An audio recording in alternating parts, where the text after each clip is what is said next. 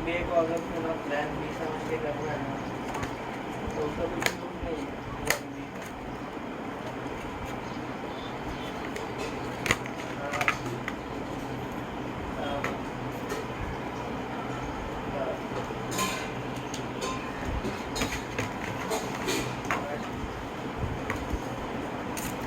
ठीक है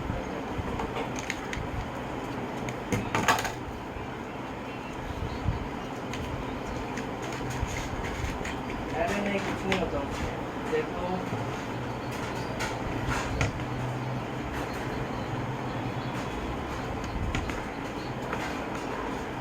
नहीं कुछ नहीं 3 साल का तो गैप हो गया उसके बाद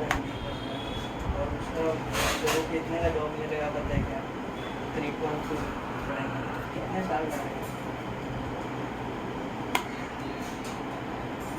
सोच 2 साल बाद क्या होगा 28 तेरा 27 होगा फिर तो वही तो